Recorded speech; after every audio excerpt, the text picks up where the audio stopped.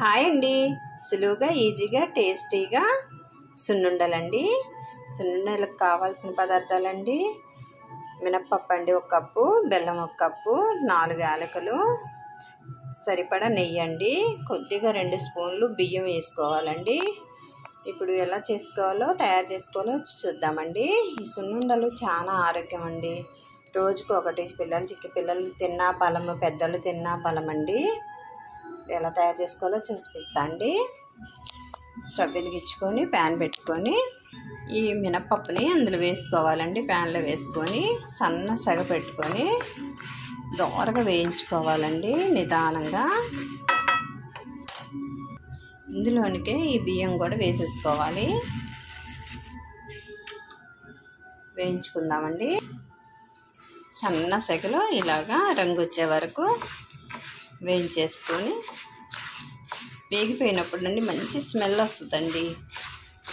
ఇంక మనకు వేగిపోయినట్టు అర్థమైపోయింది. ఇంకప్పుడు మనం దించేసుకోవాలండి. కొద్దిగా బియ్యం వేయటం వలన మంచిగా టేస్టీగా వస్తాయండి సున్నుండలు అనేవి. వేగిపోయాయండి. వీటిని ఇప్పుడు ఇలాగ వేయించేసుకొని ఒక పళ్ళెంలో పోసి ఆరబెట్టేసుకోవాలండి. చల్లారాక మిక్సీలో వేసుకోవాలి, పౌడర్ చేసుకోవాలండి. పౌడర్ చేసుకున్నాక చూపిస్తా అండి. ఇట్లా మిక్సీ పెట్టుకోవాలండి. మరి బాగా పిండి అయిపోయేలా పట్టుకోకుండా కొంచెం బరకగా పట్టుకోవాలి.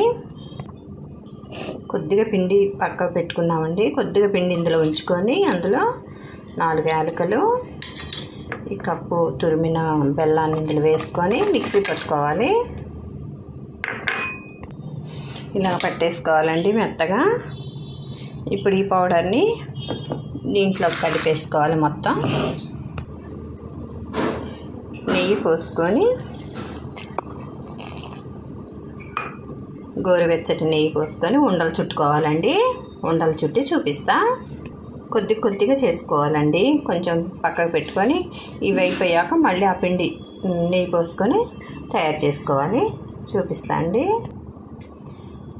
రెడీ అయిపోయిందండి. ఎంతో సులువుగా, ఈజీగా, టేస్టీగా, ఎంతో ఆరోగ్యకరమైన సున్నుండలు రెడీ అయిపోయాయండి. ఈ రకంగా ఉండలు చుట్టేసుకోవాలండి. 1 కప్పు పప్పుకి ఇన్ని ఉండలు అయ్యాయండి. ఇట్లా ఈ కొలత కొద్ది చేసుకుంటే సరిపోయిద్దండి. మీరు ట్రై చేసి చూడండి. లైక్ చేయండి, సబ్స్క్రైబ్ చేయండి. బాయ్ అండి.